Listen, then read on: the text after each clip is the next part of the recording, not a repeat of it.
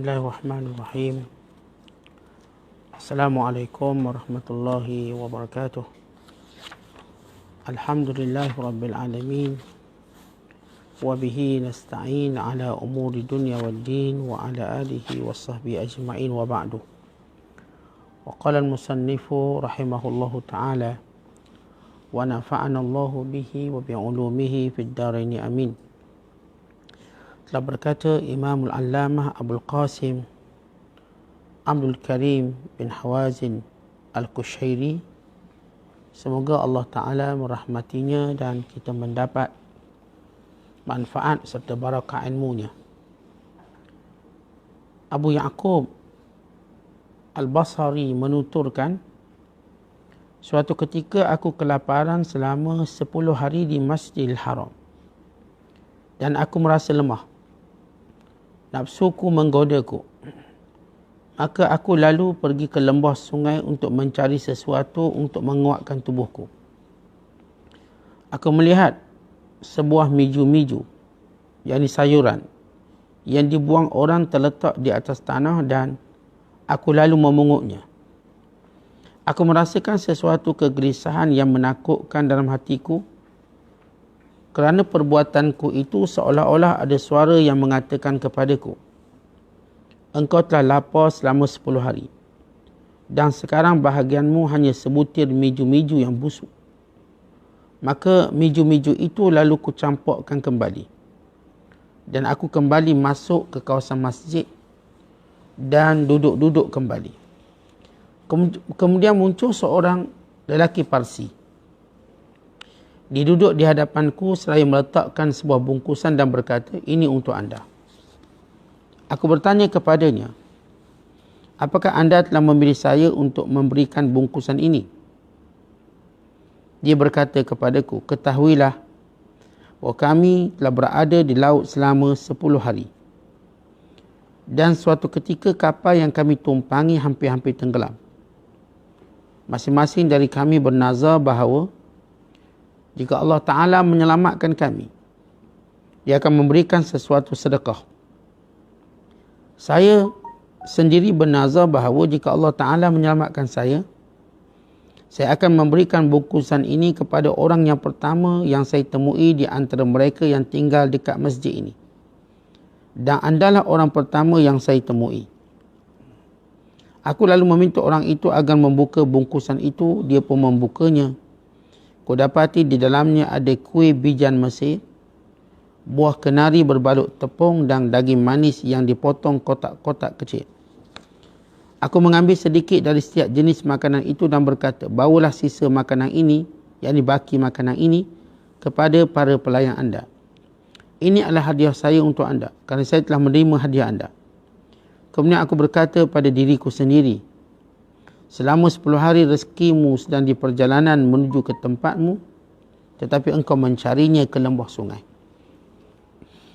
Awaka al-Ittasi mengkhabarkan, aku sedang berada bersama Mamsyad ad-Dinawari ketika muncul perbicaraan tentang hutang. Dia berkata, suatu ketika aku punya hutang dan fikiranku sangat sibuk memikirkannya. Kemudian aku bermimpi bertemu seorang yang berkata kepadaku, wahai orang yang kedekut, engkau merampas hak kami sebesar jumlah ini. Ambillah lebih banyak lagi. Mengambil adalah tanggunganmu dan memberi adalah kewajiban kami. Maka sejak saat itu aku tidak pernah lagi berurusan dengan tukang sayur, tukang daging ataupun pedagang lain. Diceritakan tentang Bunan Al-Hammal bahawa dia menuturkan, aku sedang berada di jalan menuju ke Mekah, pulang dari Mesir, dengan membawa bekal. Seorang wanita mendatangiku dan berkata, wahai Bunan, engkau seorang kuli, engkau memikul perbekalan atas punggungmu, di belakangmu, dengan membayangkan bahawa dia tidak akan memberikan rezeki kepadamu. Mendengar itu aku lalu meletakkan bawaanku. Tetapi kemudian 3 kali terlintas dalam fikiranku bahawa aku belum makan. Aku menemukan sebuah gelang kaki di tengah jalan dan aku berkata dalam hatiku, barang ini akan terus kupegang sampai pemiliknya datang. Kemudian dia akan memberiku sesuatu manakala aku mengembalikan kepadanya. Kemudian muncullah wanita tadi yang kemudian berkata kepadaku, nah, sekarang engkau adalah seorang pedagang. Engkau mengatakan mungkin pemiliknya akan datang dan aku akan memperoleh sesuatu darinya. Lalu dilemparkan wang beberapa dirham kepadaku sambil berkata, belanjakan wang ini. Ternyata wang itu mencukupi keperluanku hingga aku sampai ke Mekah. Dalam satu riwayat, tentang Bunan disebutkan bahawa dia memerlukan seorang budak perempuan untuk melayaninya. Maka dia lalu menyatakan keperluan itu kepada saudara-saudaranya. Mereka pun mengumpulkan wang untuk membeli seorang budak dan memberitahu kepadaku, inilah wang untuk membeli budak itu. Sekelompok budak sedang dibawa orang kemari. Pilihlah mana yang engkau sukai. Ketika rombongan budak itu tiba, semua mata tertuju kepada salah seorang budak. Dan mereka berkata, itulah budak yang layak untuknya. Mereka bertanya kepada pemiliknya, berapa harga budak ini? Dia menjawab, dia tidak dijual. Mereka meminta dengan sangat-sangat agar budak ini dijual kepada mereka. Tapi dia mengatakan, dia telah diperuntukkan bagi Bunan Al-Hammar. Seorang wanita dari Samarkand mengirimkan kepadanya sebagai hadiah. Maka budak itu pun lalu dibawa kepada Bunan dan dia lalu menuturkan perihal dirinya kepada Bunan. Al-Hasan Khayyat meriwayatkan, aku sedang berada bersama Bishr Al-Hafi ketika serombongan musafir datang dan memberi salam kepadanya. Dia bertanya pada kami, dari mana anda sekalian? Mereka menjawab, kami dari Syam. Kami datang untuk memberi salam kepada anda dan untuk menunaikan ibadat haji. Bishr berkata, segala puji bagi Allah Ta'ala kerana kedatangan kamu. Mereka bertanya, maukah anda pergi bersama kami? Dia menjawab dengan 3 syarat. Kita tidak usah membawa bekal apa-apa. Kita tidak akan meminta apa-apa pun pada sesiapa pun. Dan jika ada orang yang memberikan sesuatu pada kita, kita tidak akan menerimanya. Mereka menjawab, mengenai syarat pertama kami setuju. Pensyaratan kedua juga kami setuju. Tetapi mengenai pensyaratan ketiga kami tidak setuju. Maka Bishr lalu berkata, anda semua telah datang dengan bertawakal kepada pembekalan untuk berhaji. Kemudian dia menjelaskan, wahai Hasan, ada 3 macam sufi. Ada sufi yang tidak meminta dan jika diberi sesuatu tidak mahu menerimanya. Manusia seperti ini hidupnya dengan rohnya. Ada lagi sufi yang tidak meminta-minta tapi jika diberi dia mahu menerimanya. Bagi orang seperti ini disediakan pesta-pesta di balai run yang suci. Lalu ada sufi yang meminta-minta dan jika diberi sesuatu dia mahu menerimanya sekadar keperluannya. Tebusannya adalah dengan memberikan sedekah. Habib Al-A'jami ditanya, mengapa engkau berhenti berdagang? Dia menjawab, aku telah mendapati bahawa jaminan Allah itulah yang patut diharapkan. Diceritakan bahawa pada masa dahulu adalah seorang laki-laki yang sedang melakukan perjalanan. Dia membawa sepotong roti. Dia menyatakan, jika aku memakan roti ini, aku akan mati. Maka Allah lalu menyerahkan dia pada seorang malaikat dengan perintah. Jika ia memakan roti itu, berilah dia rezeki. Jika dia tidak memakannya, maka janganlah kau beri apa-apa. Sepotong roti itu tetap dipegangnya sampai dia mati kerana lapar tanpa memakannya. Dan ketika dia mati, roti itu masih ada bersamanya. Dikatakan, orang yang berjalan ke sana kemari dengan sepenuhnya, menyerahkan segenap urusannya kepada Allah. Maka tujuannya akan datang kepadanya sebagaimana pengantin perempuan diiringkan kepada keluarga pengantin laki-laki. Perbezaan antara tadhi' yang disengaja menyanyiakan dengan apa yang dianugerahkan Allah dengan tafwid, menyerahkan urusan pada Allah, adalah bahawa tadhi' berkaitan dengan hak-hak Allah Ta'ala dan merupakan amal yang tercela. Sedangkan tafwid berhubungan dengan hak-hak manusia sendiri dan merupakan amal yang terpuji. Muslimin dan muslimat sedang penonton yang dirahmati Allah sekalian, banyak kisah dan cerita tentang tawakal yang sebahagiannya perlu kepada kefahaman yang mendalam tentang apakah maksud di sebalik cerita tersebut. Setelah kita memahami tentang tawakal itu ialah penyerahan diri kepada Allah Subhanahu Wa Taala, percaya kepada Allah Ta'ala dan redha dengan apa sahaja yang Allah Ta'ala putuskan untuk kita. Sebab itu para ulama menyatakan bahawa tawakal itu punyai 3 peringkat. Peringkat yang pertama, tarkus syikayah, meninggalkan pengaduan kepada makhluk. Peringkat yang kedua ialah ar-ridha, redha. Dan peringkat ketiga ialah al-mahabbah, suka. Peringkat yang pertama yang disebut sebagai peringkat orang zuhud, iaitu dia tak akan mengadu pada makhluk melainkan pada Allah. Maka ini makna tawakal. Peringkat ini orang-orang zuhud. Peringkat yang kedua ialah redha. Apa pun dapat dia redha. Maka ini peringkat golongan as-sadiqin, orang-orang siddiqin. Dan peringkat ketiga ialah sonok, sayang, cinta, suka. Ini peringkat para Nabi alaihimussalatu. Maka bagi kita, kalau kita mampu mengekang lidah kita semaksimumnya daripada mengadu pada makhluk, untuk menjadikan Allah Ta'ala tempat pengaduan kita, teman kita, dan Allah Ta'ala itu tempat segala-galanya bagi kita. Bila kita mampu duduk lama dengan Allah, berbicara dengannya, bermunajat dengannya, mengadu padanya, memohon, meminta padanya, maka benarlah tawakal kita.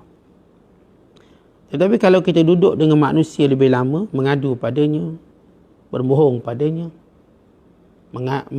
merayu padanya, maka kita ada kecacatan dalam tawakal. Maka bagaimana tawakal yang menjadi suatu perbezaan di kalangan manusia ialah persoalan rezeki. Rezeki paling ditakuti oleh manusia. Walaupun Allah Ta'ala berkali-kali menyatakan rezeki di bawah jaminan Allah. Walaupun Nabi SAW mengingatkan kepada kita bahawa rezeki itu bila sampai waktunya maka dia akan datang. Dan bila mana kita nak tetapi Allah Ta'ala tidak izinkan, maka kita tak akan memperolehinya. Kerana itu, zikir yang kita baca selepas solat yang diajar oleh baginda sallallahu alaihi wasallam, Allahumma la mani'a lima a'taita wa la mu'tiya lima mana'ta wa la yanfa'u zal jad minkal jad. Ya Allah, tidak ada yang boleh menghalang apa yang kau nak beri, dan tidak ada yang dapat memberi apa yang engkau sekat, dan tiada manfaat kekayaan orang yang kaya atau usaha orang yang usaha bila Allah tetapkan sesuatu perkara. Ya, bila Allah tetapkan suatu perkara, walau kita kaya macam mana pun kita tak boleh ubah. Bila Allah tetap satu perkara, walau kita usaha macam mana pun tak boleh berubah. Kalau kita dapat memahaminya dari awal, maka akan benarlah tawakal kita pada Allah Ta'ala. Ya, dia akan usaha, tetapi dia tahu apa pun usahanya, ia bergantung pada izin Allah. Dia akan buat apa saja yang mampu buat. Tapi hatinya ialah dengan Allah Ta'ala. Tuan-tuan, bila kita bercakap tentang segala sifat kesufian, dia berkait bagaimana didikkan hati kita. Sebab hati ini yang disebut oleh Nabi SAW, Iza salahat, salahal jasadu kulluh, wa iza fasadat, fasadal jasadu kulluh, ala wahiyal qalb. Bila ia elok, elok segalanya. Bila ia rosak, maka rosak segalanya. Ketahuilah dia adalah hati. Hati yang menjadi suatu tempat untuk kita halakan segala ilmu padanya, segala takdib, pendidikan, tarbiyah padanya. Ramai orang cuba menjaga badan dia dengan diet, dengan senaman, dengan segala benda yang kononnya bagi menjaga tubuh badan, tetapi dia abaikan hatinya. Hatinya hilang fokus. Fokus untuk menghadap Allah Ta'ala. Hilang khusyuk. Hatinya tidak ada nilai penyerahan, pergantungan, redha, cinta, sayang kepada Allah Ta'ala yang memberikan segala-galanya. Maka kelalaian manusia dijaga seluruh tubuh badan, diabaikan hati. Kerana itu dalam pengajian kesufian kita, betapa penting kita membentuk, mendidik, mentarbiah hati-hati kita. Antaranya ialah sifat tawakal kita pada Allah. Diceritakan oleh Abu Ya'qub Al-Basri, dia kata, aku pernah lapar 10 hari kat Masjidil Haram. Sibuk buat ibadat, lapar. Tiba-tiba rasa nak makan, aku pun cari, pergi tepi sungai, nampak ada sayur-sayur terbuang. Ambil lah, makanlah ni, boleh tahan. Maka tiba-tiba aku terdengar seolah-olah seorang berkata, kamu boleh sabar lapar 10 hari, tiba-tiba habuannya cuma sayur yang busuk. Itu yang kamu nak. Maka dia pun tak jadi ambil. Dia kembali memilih sabar dia. Dia sabar atas kekurangan rezeki. Saya nak ajar pada kita tuan-tuan, kita kadang-kala bila diuji sedikit rezeki, cepatnya meminta. Walau belum berada pada keadaan kritikal, belum. Tapi kebimbangan kita menyebabkan kita daripada sekarang sudah meminta dengan orang. Daripada sekarang kita sudah bergantung pada orang. Untuk mendapat suatu nikmat dunia kecil, kita dah menghina diri kita dengan bergantung pada manusia. Maka kata Abu Ya'qub Al-Basri, aku pun kembali beribadat di Masjidil Haram, tiba-tiba datang seorang daripada Iran, Parsi. Dia datang, dia terus bagi aku bungkusan. Lalu kata Abu Ya'qub, ni apa cerita? Tiba-tiba bagi kat aku. Kenapa pilih aku? Dia kata, sebenarnya kami ialah pelaut-pelaut yang telah di lambung ombak yang besar. Dan waktu di lambung ombak, kami dah rasa kami akan pasti mati dan binasa. Lalu setiap kami bernazar, kalaulah Allah Ta'ala selamatkan kami, kami akan buat baik. Aku pula bernazar, orang pertama aku jumpa di masjid ini, aku nak beri benda ni. Lalu kata Abu Ya'qub Al-Basri, buka. Maka bila buka, aneka manisan, makanan. Maka Abu Ya'qub makan sikit-sikit. Ambil ni sikit. Kemudian dia kata, yang lebih ini aku hadiahkan pada pekerjamu. Aku sudah terima hadiahmu, maka sekarang kamu terima balik hadiah. Lalu Abu Ya'qub Al-Basri melihat, dia mengetahui bahawa rupa-rupanya Allah Ta'ala sudah hantar rezekinya. Namun, kata Nabi SAW, kadang-kadang rezeki itu, dia dalam perjalanan. Untuk menguji kita, apakah kita akan mempercepatkannya dengan melakukan maksiat? Mempercepatkannya dengan melakukan perkara yang akan menjatuhkan nilai kita di sisi Allah. Tentu rezeki ni, dia akan sampai kat kita. Tapi kadang-kadang rezeki itu lambat. Tapi sifat gelojoh kita nak percepatkan benda tu. Macam orang, kita kata projek lah, nak projek. Kita yakin satu benda, kalaulah memang rezeki kita, projek tu kita dapat. Tapi dia nak sangat, dia pun rasuah cepat-cepat. Supaya dapat. Tiba tak dapat juga. Allah Ta'ala kadang-kadang menguji lambatnya rezeki itu datang. Untuk apa? Untuk melihat, menguji kita benar tak benar pergantungan kita dengan Allah. Contohnya anak. Kahwin 5 tahun tak dapat anak. Allah nak uji kita. Kita pun akan berubat lah. Ya, kalau kita berubat cara halal, bagus. Kita dapat pahala sabar, pahala berubat. Tapi kalau kita mula berubat terdesak, desperate, cara haram, pergi jumpa bomoh, buat khurafat tu, khurafat ni, kononnya untuk mendapat zuriat, maka di situlah gagalnya kita dalam ujian Allah. Padahal bila mana kita sabar dan berpasrah, akhirnya dapat. Datang juga anak tadi. Beranak juga isteri kita, mengandung juga isteri kita. Kita jadi ayah juga. Ia memerlukan kesabaran. Sebab itu dalam hidup ini, ujian Allah tentang rezeki memerlukan kesabaran.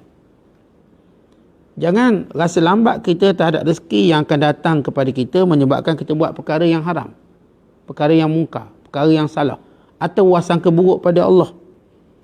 Ataupun kita merasakan bahawa kita ni Allah tak peduli, padahal Allah dah limpahkan nikmat yang banyak pada kita. Kita rasa dengan tak ada zuriat, dengan tak ada suami, dengan tak ada itu, kita rasa Allah tak peduli kita, Allah tak layan, tak mustajab doa. Jangan begitu. Allah nak uji sejauh mana kamu dengan ujian tadi terus berwasangka baik pada Allah. Allah nak beri aku lebih baik. Kalaupun Allah tak bagi aku anak-anak, Allah tetap beri aku kebahagiaan. Kalaupun Allah tak beri aku rezeki yang banyak, Allah tetap beri aku kecukupan. Kalaupun Allah Ta'ala tak beri aku pasangan, Allah tetap jadikan aku punya sahabat-sahabat yang baik. Tentu penting kita memahami Sunnatullah ini.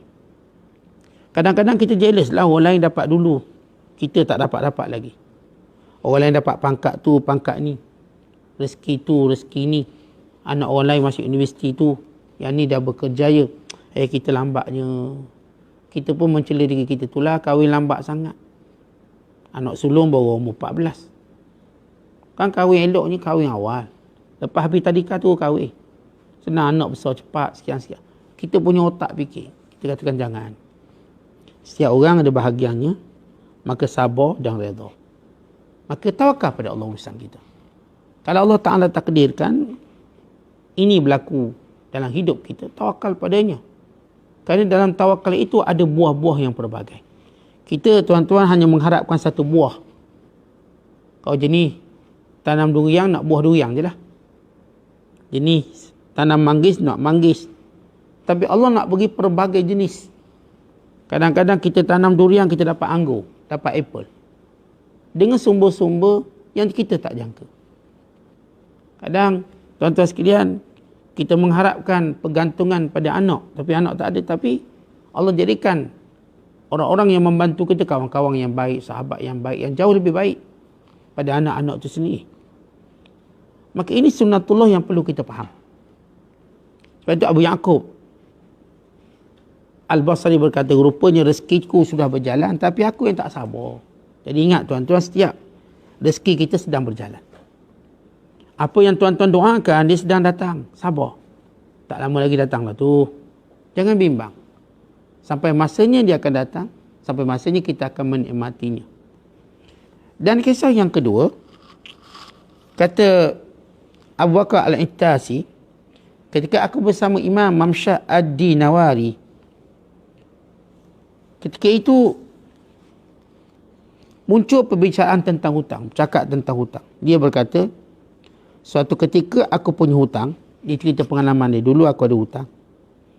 Maka sibuk aku berfikir tentang hutang. Ya, hutang sebagaimana kata Nabi SAW. Ya, suatu perkara yang menyebabkan seorang itu menipu, seorang itu akan sedih, macam-macam hutang. Ada orang tuan-tuan, dia bukanlah menipu sebab dia nak perangai buruk menipu, tapi kerana dorongan hutang. Sebab itu tuan-tuan, jarang kita boleh percaya dengan orang berhutang. Jarang. Kalau orang berhutang yang kita jumpa tu jujur, artinya dia punya akhlak yang hebat. Kebanyakan berhutang, dia akan mengelak sana, mengelak sini. Maka, sampai peringkat, aku bermimpi.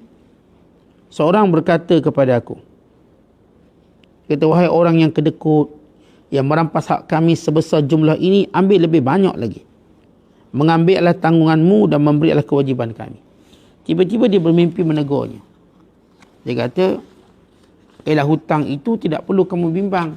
Kami yang menjaminnya. Kami jamin.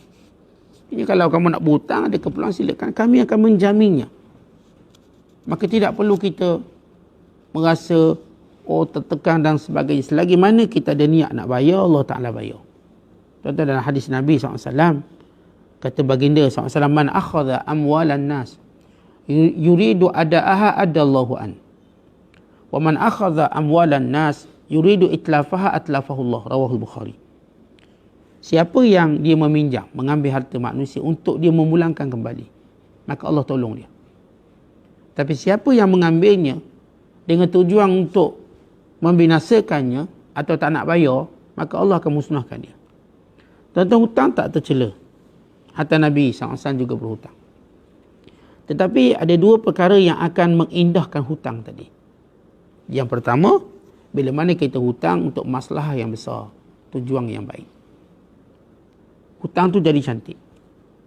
Yang kedua, bila mana kita ada niat yang kuat untuk membayarnya.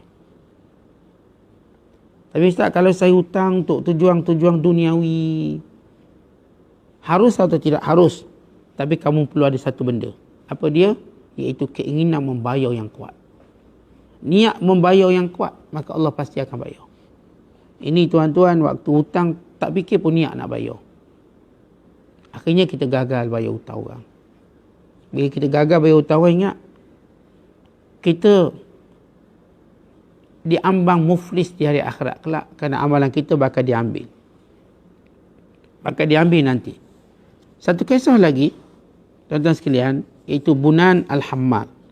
Bunan si pemikul. Kerjanya pikul barang, ambil upah. Ambil upah, pikul barang. Satu hari sedang dia nak pergi ke Mekah. Nak pergi ke Mekah, nak perjalanan ke Mekah, nak pergi buat haji, buat umrah. Maka dia pun nak mencari pekerjaan dengan membawa bekal. Pikul, biar dapat upah. Lalu seorang wanita berkata, kamu ni dah tukar jadi kuli, tak yakin dengan rezeki yang akan sampai padamu. Maka Bunan bila dengar macam tu, berhenti sekejap dia. Berfikir, ya tak ya juga aku dah jadi kuli pula ni. Dan tiba-tiba dia jumpa pula gelang kaki emas. Oh, jumpa gelang, tak apalah, ambil gelang ni. Nanti kalau tuang dia tanya, aku pulangkan, dapatlah sikit upah. Perempuan tu datang lagi jumpa dia. Kamu ni jadi pedagang pula, cari tunggu untung. Ini perangai pedagang. Kemudian perempuan ini lantas memberikan kepadanya beberapa dirham sambil berkata, ambil duit ni, cukupkan keperluan kamu. Tuan-tuan, kisah ni, kita kata, ustaz, apa salahnya orang tu kerja? Saya katakan, kita bercakap pada peringkat bagaimana seorang yang nak melatih dirinya bersabar. Melatih dirinya tawakal, maka dia melalui satu pendidikan yang kuat. Contoh, orang yang periksa. Boleh tak orang periksa tengok buku? Orang dia periksa penting, dia nak tengok buku, boleh tak? Mana boleh. Dia kena perahkan apa yang otak dia ada. Boleh tak tengok? Tak boleh. Boleh tak orang ajar dia? Tak boleh. Maka sebahagian mereka yang mendidik, melatih diri mereka untuk bertawakal pada Allah, lalu mereka letak syarat ini pada diri mereka. Untuk apa? Untuk memperbetulkan niat tawakal. Ia bukan maksud tak boleh kerja. Boleh kerja, tapi nak betul dulu niat. Dia macam gini, tuan-tuan sekalian. Kalau seorang bila masuk, sebelum masuk kerja, kan dia ajar praktikal dulu. Masa praktikal dapat gaji, tak ada gaji. Saya jadi cikgu. Bila jadi cikgu, kita masuk maktab. Kemudian masa kita praktikal tu, tak ada orang bayar gaji. Duit sendiri. Kita ngajar macam cikgu lain. Masa kita sama banyak macam cikgu lain. Aktiviti dan sebagainya. Kalau kurang-kurang sikit je lah. Tapi bila gaji tak ada. Kenapa? Sebab kita tengah praktikal. 3 bulan praktikal. Kita pergi buat ROS. Satu lagi, orang jadi cikgu tahulah ni ROS. Pergi 2 minggu buat kajian sekolah. Kita pergi sekolah macam cikgu lain. Tapi kita tak dibayar gaji. Pakai pakaian cikgu. Mengadap anak murid. Sama-sama berhimpun dengan cikgu-cikgu lain. Murid datang jumpa kita pun cikgu. Tapi kita gaji tak ada. Apa maksud? Itulah latihan kita. Sama juga dalam kesufian. Mereka melalui latihan-latihan dahulu sebelum datang realiti sebenar kehidupan. Sebab itu mereka belajar tawakal.